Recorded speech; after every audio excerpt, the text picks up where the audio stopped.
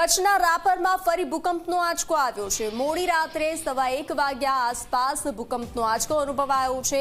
2.5ની તીવ્રતા Richter scale પર નોંધાઈ છે। રાપરથી 21 કિલોમીટર દૂર ભૂકંપનું કેન્દ્ર બિંદુ નોંધાયું છે। તો ફરી ભૂકંપનો આંચકો આવ્યો છે। 2 દિવસમાં આ ત્રીજો ભૂકંપનો આંચકો કચ્છમાં અનુભવાયો છે। ત્યારે લોકો ઘરની બહાર દોડી આવ્યા હતા। રાત્રે 1:15 વાગ્યાની આસપાસ ભૂકંપનો આંચકો અનુભવાયો। વધુ વિગતો સાથે સંવાદદાતા રાજેન્દ્ર જોડાઈ ચૂક્યા છે। રાજેન્દ્ર, ફરી ભૂકંપનો આંચકો અનુભવાયો છે। જી બંસી, વાત કરવામાં આવે તો ગઈકાલથી જે ચાલુ છેલ્લા આંચકાઓ હજુ પણ ચાલુ રહેલા છે અને એનો સિલસિલો જારી રહ્યો છે। રાપરમાં ફરી ભૂકંપનો આંચકો આવ્યો છે। મધ્યરાત્રિએ 1:16 વાગે 2.5નો આંચકો આવ્યો હતો। કેન્દ્રબિંદુ રાપરથી 21 કિલોમીટર દૂર વેસ્ટ નોર્થ વેસ્ટમાં નોંધાયો હતો।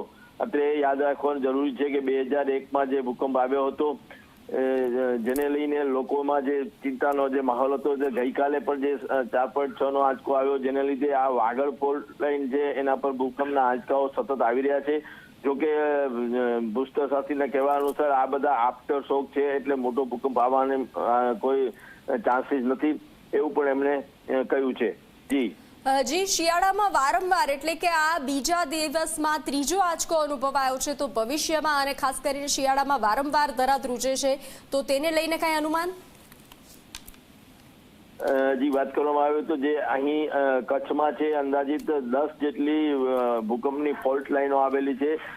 આ જે અત્યારે જે ભૂકંપ જે ગઈકાલથી જે આવી રહ્યો છે એ લાંબા સમય બાદ નોર્થ વાગડ ફોલ્ટ લાઈન ઉપર આ ભૂકંપનો આંચકો આવ્યો છે। ગઈકાલે 17 જેટલા આફ્ટર શોક અનુભવાયા હતા, જ્યારે આજે ફરી મોડી રાત્રે અંદાજે 1:15ની આજુબાજુ આ આંચકો આવ્યો હતો। પરંતુ અત્રે જે ભૂસ્તરશાસ્ત્રીનો કહેવા અનુસાર આ આફ્ટર શોક છે, એટલે ભૂકંપના આંચકાઓના જે શક્તિ, જે એનર્જી છે એ ભેગી થાય છે અને એ આ રીતે નીકળી જાય છે। પરંતુ જો વધારે સક્રિયતા થાય તો ફરી કદાચ ભૂકંપ આંચકો આવી શકે। આ કચ્છ એ ભૂકંપ ઝોન વિસ્તાર છે, એટલે લોકોને સાવચેત રહેવા માટે ભૂસ્તરશાસ્ત્રીએ પણ કહેલું છે। જી રાજેન્દ્ર, જાણકારી સાથે જોડાવા બદલ આભાર।